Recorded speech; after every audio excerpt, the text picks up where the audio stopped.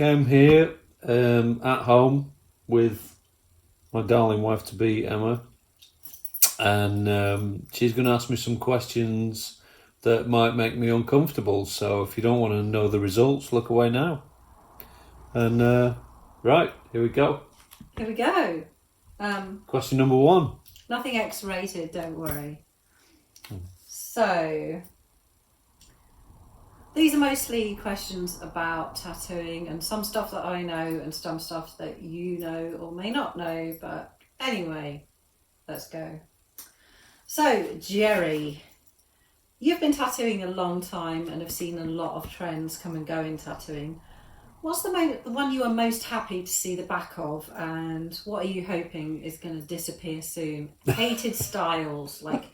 Came here at home with my darling wife-to-be, Emma, and she's going to ask me some questions that might make me uncomfortable. So if you don't want to know the results, look away now. And right, here we go. Here we go. Question number 1. Nothing X-rated, don't worry. So,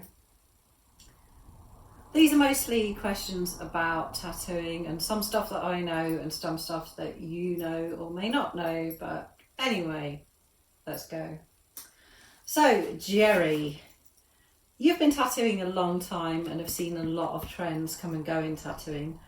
What's the one you are most happy to see the back of, and what are you hoping is going to disappear soon? Hated styles, like past and present. Yeah. Well, there's always those kind of trends that, like, you know, they come and go for some inexplicable reason. Chinese characters I was very happy to see the back of. Armbands, particularly. Yeah, I covered yours up though, didn't I? You hated it as well. Oh, thank God.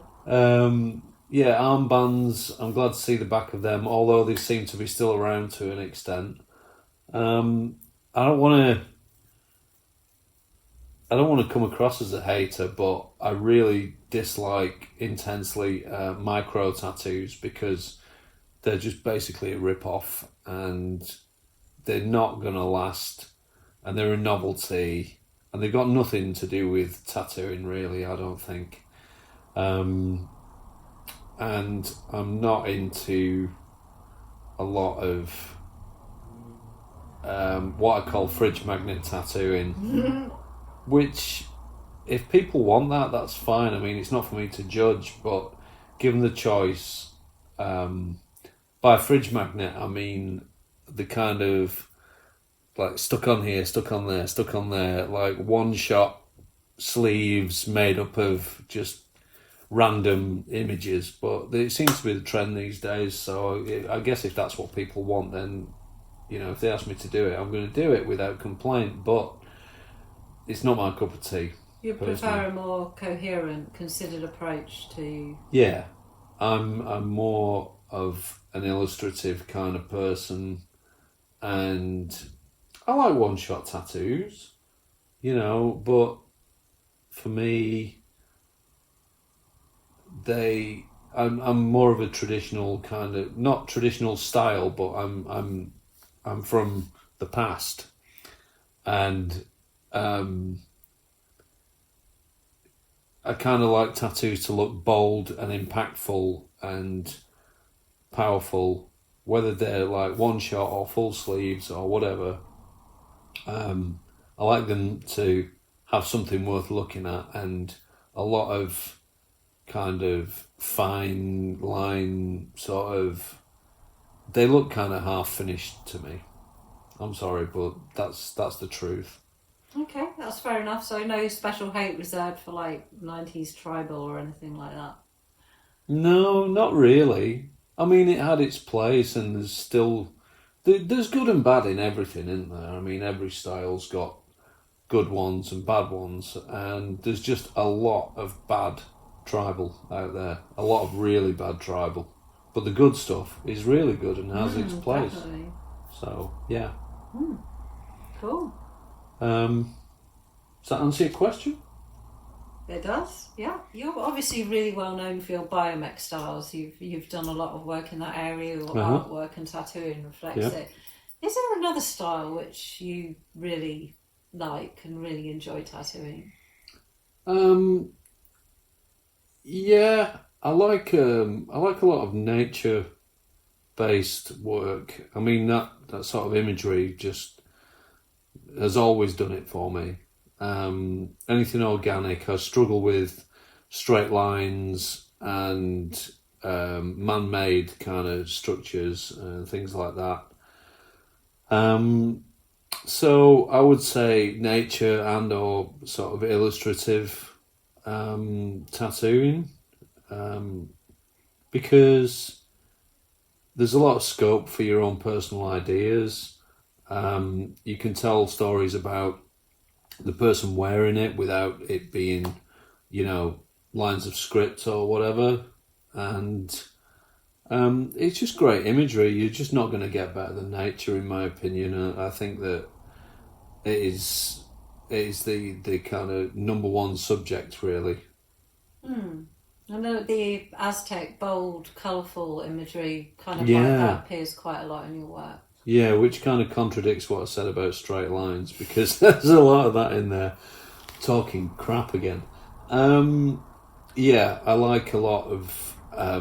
Recently I've been venturing more into Aztec and pre-Columbian influenced work, because, again, it's bold, it's bright, it's solid, and it makes great tattoos, and I'm just fascinated with that particular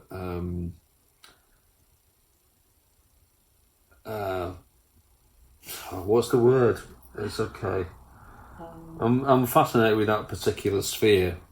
Like, graphically, it's very, very satisfying for me to do that. Cool. You're obviously really well known for your biomech styles. You've done a lot of work in that area. Your artwork and tattooing reflects it. Is there another style which you really like and really enjoy tattooing? Yeah, I like a lot of nature based work. I mean that sort of imagery just has always done it for me. Anything organic, I struggle with straight lines and man-made kind of structures and things like that. So I would say nature and or sort of illustrative tattooing, because there's a lot of scope for your own personal ideas. You can tell stories about the person wearing it without it being, lines of script or whatever. And it's just great imagery. You're just not going to get better than nature, in my opinion. I think that it is the kind of number one subject, really.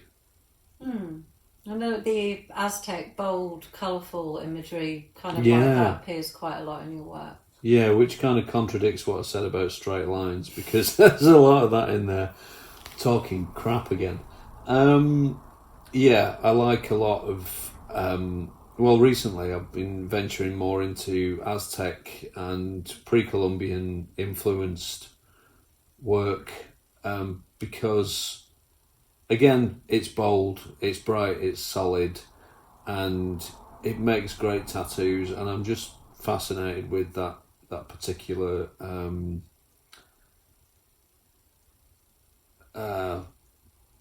what's the word? It's okay. I'm fascinated with that particular sphere. Like, graphically, it's very, very satisfying for me to do that. Cool. So, clients are humans, and humans make bad decisions very frequently. Would you ever try and talk someone out of having a particular tattoo or tattoo design? Yeah, absolutely. I mean, there's a prevalence for younger people to want public skin tattooed in recent years, and I would question somebody if they came to me without any tattoos, as I have done, I'd question them about the decision that they're making and how it's going to negatively impact their life. Public skin, you mean like necks, hands, tattoos. faces, yeah, anything that's on display to the public. Because the thing is, it doesn't matter how far we get. Face tattoos, hand tattoos, neck tattoos, they're always going to cause people to express certain judgments and opinions about you. And once you've made that step, then you kind of, you're through that door. To be honest with you though, I don't even know if what I'm saying here is even relevant now, because it seems like every other guy or female, every other person has a neck tattoo or has something on their hands. I mean, I've got stuff on my hands, but then I'm a tattooist. But it does seem to have become a lot more common in recent years, and I don't know if that stigma even applies now. I think it's more of a talking with the client and discussing placement, and whilst also respecting that it's their money and it's their body and it's their choice to put whatever they want. Yeah, absolutely. I mean, they're adults. They're 18. They're over 18. They can do what they want with their body. It's not for me to say yes or no. But like you say, placement is very, very important. Imagery would cause a few issues if it was something. If it was like far right imagery, I wouldn't do it, just because of personal ethics. Obviously a big swastika on somebody's neck is not a good thing to do, and it's not something that I would want to be associated with. So yeah, there's certain extreme imagery that I would flat out refuse to do. What about upside down designs? Yeah, everyone's favourite. Yeah, I started off trying to talk people out of them. But I do have a client, and she has an entire forearm which is upside down, and it's personal to her, and I can't really stick my nose in the air and say I'm not going to do it because it interferes with my aesthetics. No, absolutely not. Yeah, so it's sort of like, I don't like it. I wouldn't have it personally. But I think for other people, really, again, if you're over 18, it's up to you what you want to do. It's up to you what you want to have on your skin for the rest of your life. And if that's something you're going to be happy with, who am I to judge? You've answered 2 questions in one here. Oh, sorry. Sorry, no need to apologise. So, let's talk cover-ups.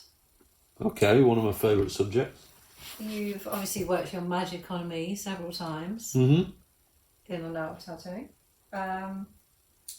What would you say to someone who's really unhappy with an old tattoo?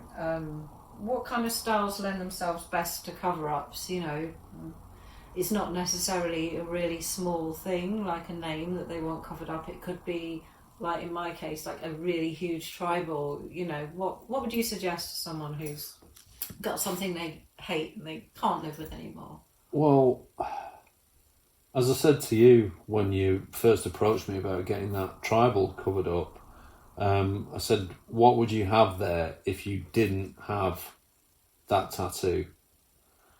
And once somebody's come up with a subject, it's then up to me to find a way to camouflage the tattoo underneath in a way that means that when it's done, you would never know that the original tattoo was there. So really, it's kind of like, okay, let's forget you made that mistake, because there's no point making somebody feel worse about a mistake that they've already made.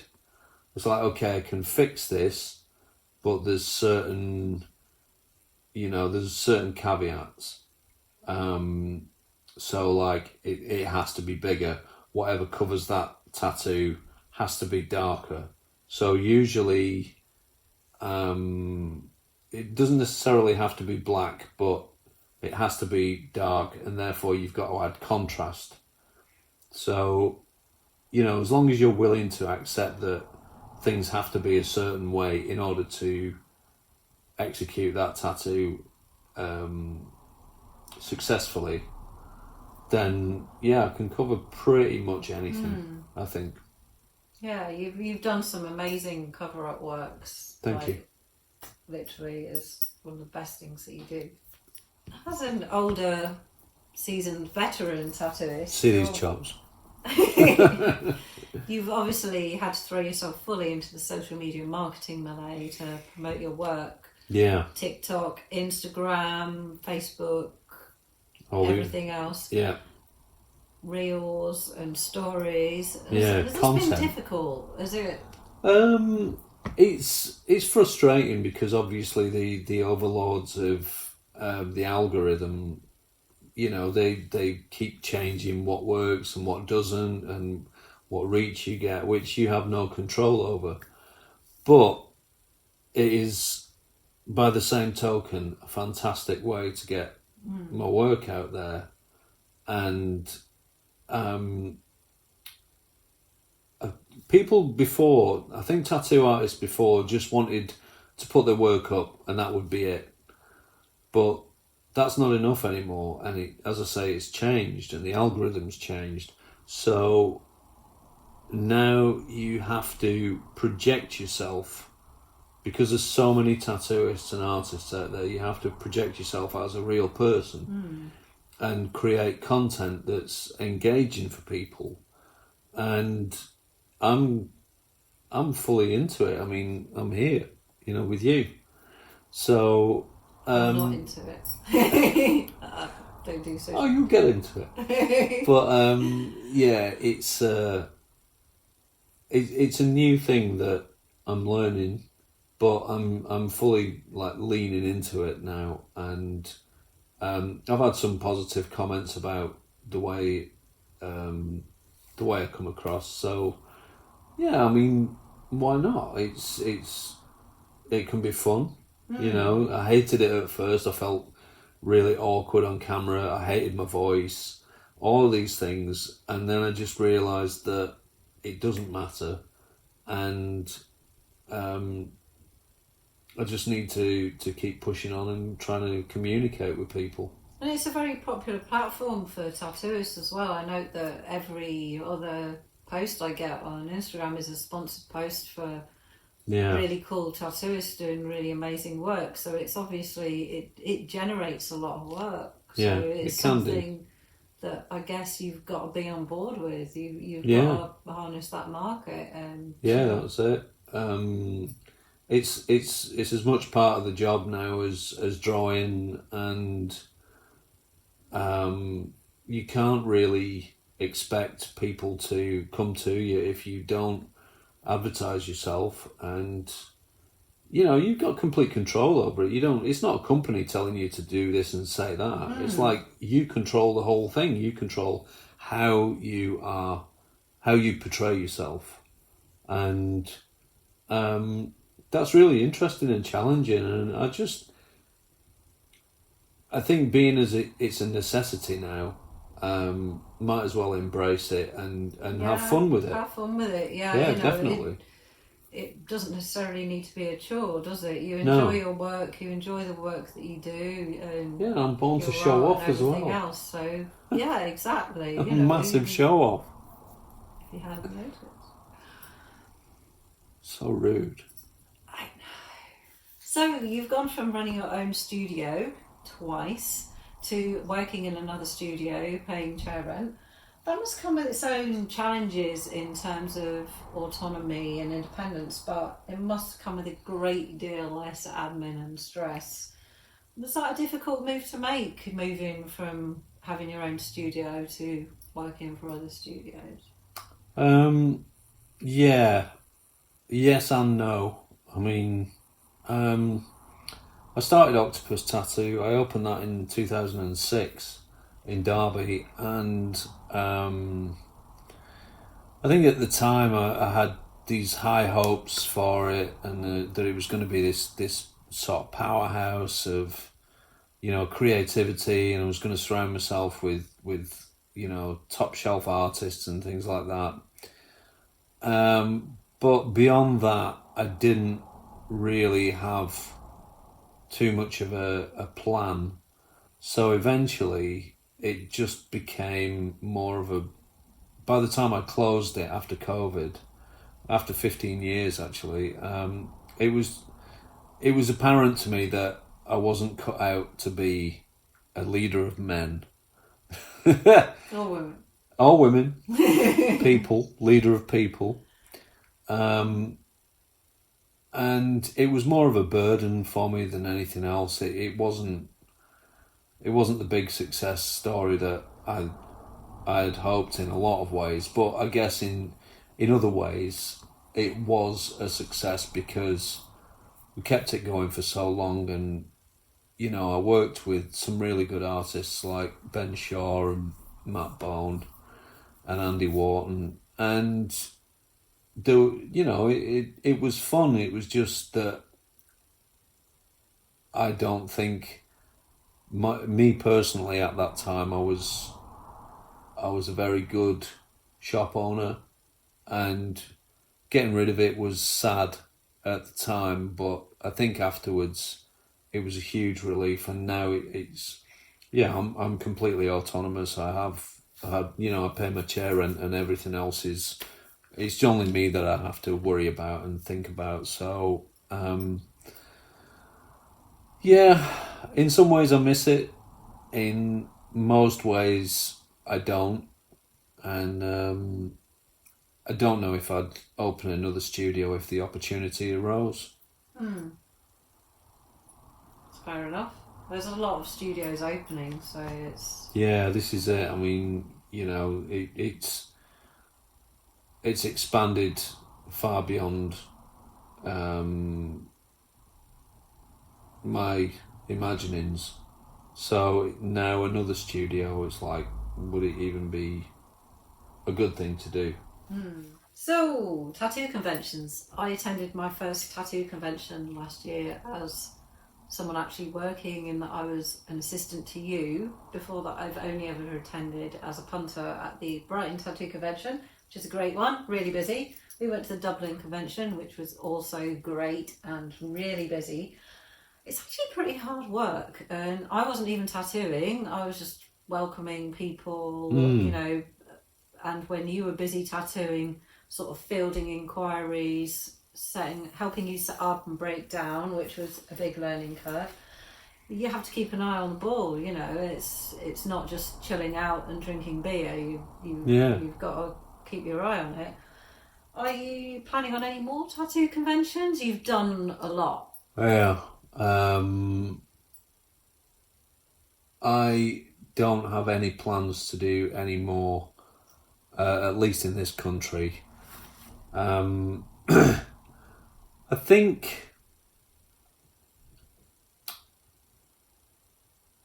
that there's something that you do in your career as a tattoo artist, when you're sort of blazing a trail and getting out there among the sort of tattooing world, and I'm kind of just, I'm done with it. There isn't a lot of point to it for me anymore, because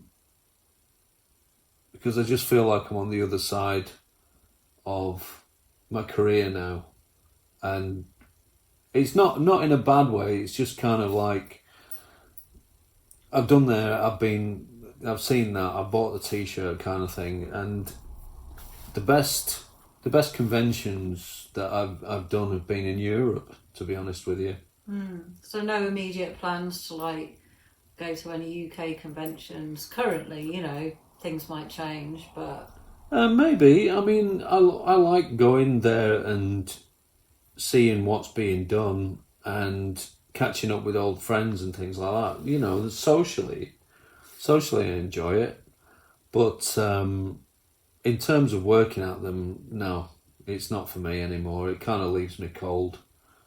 You know, I think Dublin was a good time, but that was the nail in the coffin for me. It's like I just didn't feel like it was my place to be there anymore.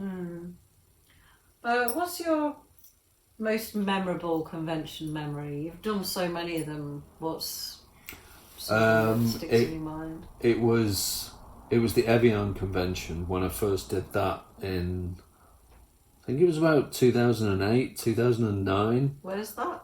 Evian. It's in it's in eastern France. It's on the border of Switzerland, where the water comes from. For people like me that don't understand geography. Yeah, it's a very, very beautiful part of the world, and it's right on the border of the Swiss Alps. And I got there, and the standard of tattooists who were working there was incredible. I mean, I was on the same row as people like Kurt Wiscombe and Sailor Bit and Tommy Lee Ventnor, I think is you pronounce it. But yeah, it was quite intimidating. You know, you had to be like good, but the environment there, the different kind of attitude that the public has towards tattooists in Europe was really refreshing and invigorating for me. And then when the convention was over, we spent a couple of days and we went to the HR Giga Museum in Gruyere and just took in the incredible scenery. And yeah, it was an amazing time. I think that was my definite favourite convention. So, as a person with a lot of tattoos, most of which you can't see, I've noticed a definite and very welcome shift in tattoo acceptance in the workplace. When I first started working in proper jobs after I graduated and had a few tattoos, then I encountered a lot of sort of discriminatory behaviour, like you need to cover them up, etc. And it seemed to kind of like a sort of weird subversive act, which I didn't see why it would be. And there's a very welcome shift at the moment where, you know, you are accepted in any job regardless of tattoos. Do you ever feel a nostalgia for the time when tattoos felt like being part of a guerrilla underground and almost like a badge of rebellion, that it's not, you know, like everybody that's famous, celebrities, has tattoos? Yeah. Do you ever feel a nostalgia for a time when, you know, yeah, tattoo shops were kind of like dusty underground places where people went? Yeah, I mean, there were the pirate days you're talking about when it was a kind of a subculture, which was what attracted me to it in the first place. Yeah, I really do, in a lot of ways, miss that, because I really felt like I was part of a bigger thing, and it was this kind of, you know, sealed off world. There were barriers then, which you don't have now. You know, if you wanted to get a tattoo machine back then, you had to get a phone number off somebody and ring them up, and you had to mention the right name, otherwise they'd just hang up on you. And you couldn't, there wasn't any internet, so you couldn't just go on Amazon. Yeah, you couldn't just order it and it'd show up the next day or whatever. And so it was sort of like almost secret. You know, there was a lot more mystery to it back then. And if you could navigate it, then you'd done pretty well. And so now, I don't want to be negative about new tattooists, because they're having the time that they're having. but I'm glad I got into it when I did. And it was a time that I wouldn't swap for anything. Yeah. So yes, I do get very nostalgic about it, but I have to accept that things have moved on and people are different now, and that's just a fact. There's a big demand for tattoos, and it's great to see so many tattooed people around. It's, it's definitely reassuring. There's a lot of really good work out there. Yeah, there is, but there's also a ton of absolute shit. I wondered if you were going to say that. Yeah, well, there you go. I did say it. There's tons of shit out there. I mean, if you want to get a good tattoo now, you can. There's no reason to not get a top shelf tattoo because the good stuff is amazing. But because everybody's doing it and the slices of the pie are getting really, really thin, there's also an even bigger amount of just awful work that shouldn't ever be committed to skin. But there's nothing to stop them, so there you go. Mr. Negative. Do you have any favourite pieces that you've done? Show and tell time, segue. Why do you love them, these pieces? Talk me through. Well, your back for one thing. Emma's back, which is how I met her. So I have a lot of very good associations with that, and that's led to great things. I think it's not so much the piece; it's more the people that I get to meet. I got to do, but there are a couple of pieces. There's a giant Aztec jade mask, that back piece that I got to do on a guy called Steve years ago. I was really, really happy with that, and it came out well. There's been numerous biomech cover-up pieces where people have let me have a lot of freedom, and I've had a lot of input into what they got, and they were super happy with that. So it's generally when you work with the client rather than either working for them or them just giving you carte blanche, because I need some direction. You can't just put anything on anyone. I mean, somebody says do what you want is like, it's terrifying. What I want to do is something that you're going to have to live with. So I generally just refuse to do what I want, because I can do that on paper or canvas or some other medium, just not skin.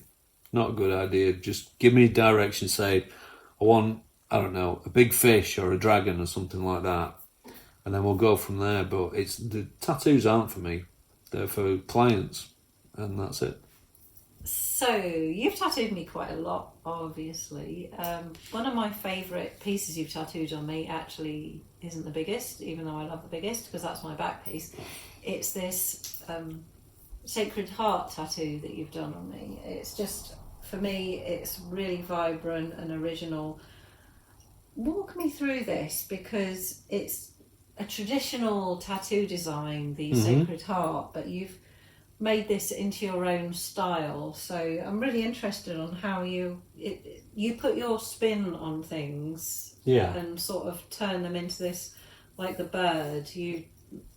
How do you do that? Is that your initial thought when somebody comes to you and asks for something in a trad style, is to kind of interpret it differently? And is it this? Well, if they give me, like you did, they give me the freedom to sort of run it through, like filter it through my particular tastes, and style, then yeah, it's. I mean, it's a hard one to the way describe. the flames are done here and everything, it definitely has that Gerry Carnelli Yeah. to it, and that's exactly what I wanted. Yeah. Well, I started developing this style during lockdown, and it's weird. It came from a desire to start drawing again as if I was a child, without worrying about it being a good drawing or whatever. And then I did a whole series of postcards, and they were really surprising to me the way that they looked, and I really liked them. So I made paintings from those, and then I started doing tattoo designs of them. And the more I did them, the more Aztec and sort of Mayan they looked. And people started asking me for them as tattoos, and so I started to draw designs like that. But that's a very traditional sort of theme, like a heart, a sacred heart with a dagger through it. But I think it's got its own identity because I did it in that sort of that unique style that I developed, and so it stands out as being something that's readable and recognisable, but also unusual because of the line quality. Mainly, it's very unique. The kind of angular nature. I don't know if I'm describing that correctly. Your style it's unlike anything else that I've seen. Thanks. It's completely unique, and yeah, it's amazing, and the colour and everything else. Yeah, I'd like to do some more work like that. Yeah, it's a kind of deviation from the biomech stuff that you do, which is also brilliant. But do you like doing that sort of brightly coloured Aztec-y? Yeah, I do. Stuff? It looks fantastic on the body, and it's really satisfying to do. It's not a delicate style, but it has a real kind of strength to it and simplicity. I think that's the thing. It's very, very easy to be detailed, and it's very difficult to make something simple and still have an effect visually. And it can be obviously feminine. I mean, I obviously have it, but it works with like nature tattoos, like bird and trad styles like the Sacred Heart. Your style can sort of encompass a lot of designs and ideas. So it's kind of like sort of putting an idea into your brain and then seeing what gets fed out the other end. Yeah. I mean, it's fascinating for me to see it happen in front of me as well. It's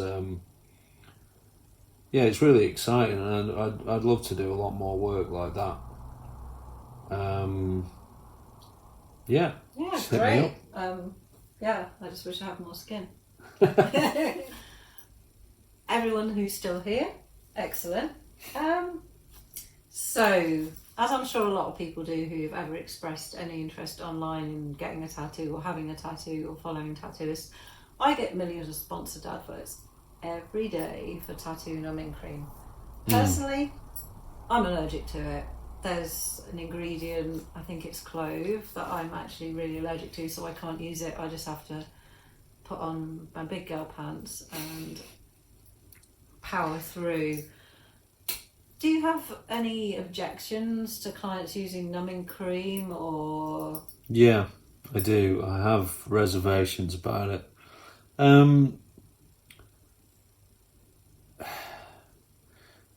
It's tricky because it's available to people, and if you tell people you can do this and it's not going to hurt, they're going to do it. So I always say to people who book in, if you choose to use numbing creams or sprays or any kind of local anaesthetic, if it has adverse effects on the tattoo, then that is your responsibility. personally, I think it's a bad idea because you're going to have that numbing cream on you in a localized area, and once the tattoo goes outside of that, it's going to be a much bigger shock than to you personally, physically, than if you'd have just kind of toughed it out for 15 minutes, 20 minutes until your adrenaline kicks in. So I just think that the minuses outweigh the pluses for me. I've had it used myself after a few hours because I'm not very good at getting tattooed anymore. And it's okay, but... wears off, doesn't it? Yeah, and some areas, like the ribs, I get it, totally. The ribs are really uncomfortable. But sometimes you just got to grit your teeth and, like you say, put your big girl pants on, or big boy pants, or big person pants, I don't know. But, yeah, just kind of lean into it and push yourself a bit and stop trying to look for a soft option, really. I think that's kind of my take on it. Tattoos are supposed to be difficult things to get through, and it sort of takes away from that, I think, using numbing cream. But people are going to do what people are going to do. There's nothing I can do about it, so I just have to navigate it. Yeah, and there's there's reputable companies and sites. Yeah. You just got to be careful to not buy off. There's some off-brand ones. Off-brand ones or counterfeit fakes out ones. There. Yeah. Yeah, that might have been the problem I had. Well, that's it. That's another minefield, isn't it? I mean, you don't really know what you're getting. I don't know what's in those things. No. So, yeah, it's kind of buyer beware, really. I mean, there's certain things you can do to prepare for a tattoo to make it easier. Yeah. Like not getting really drunk the night before is always... Yep. Always really a very good one. Because literally, I've done it myself, you pay for it when you get tenfold. Tattooed, because I've had to tap out after a couple of hours when I had a heavy night. So, I remember it. Yeah, don't do that. Obviously keep hydrated, eat something before you get tattooed. That must be a... Yeah, that's a big one. Definitely. Don't get tattooed on an empty stomach. Very bad idea. Have you ever sent anyone off to go and get some? Many times. Many times. I refuse point blank to tattoo people on an empty stomach. It's like, you got to eat something, otherwise you're going to pass out. You might pass out, and it's not a chance that I'm willing to take. No, definitely. So, that's common sense, isn't it? Yeah. So, we're nearing the end of our little journey. Hopefully you feel like you know Gerry a bit better, if you didn't already. So, for those who don't know, as if they wouldn't know, whereabouts are you based and how can people get in touch with you? I am at Gypsy Blood Tattoo in Daybrook, Nottingham, and they can get in touch with me on my website, which is www.jerrycarnellytattoo.com, or you can DM me on Instagram. My Instagram name is weirdly Gerry Carnelly Tattoo. Or Facebook. I don't think there's any other way you can get in touch with me, but yeah, just send a message and I'll get straight back to you. Nice. That's it. So, what are your hopes for the future of tattooing as an industry? My hopes? I hope a lot of bad studios will close because it's not the big cash cow that everybody thinks it is. I hope that people will get tattooed by me and have a good experience and go away feeling that they got more than just a tattoo. It was just kind of, they made a good decision and they had a good connection with me, really.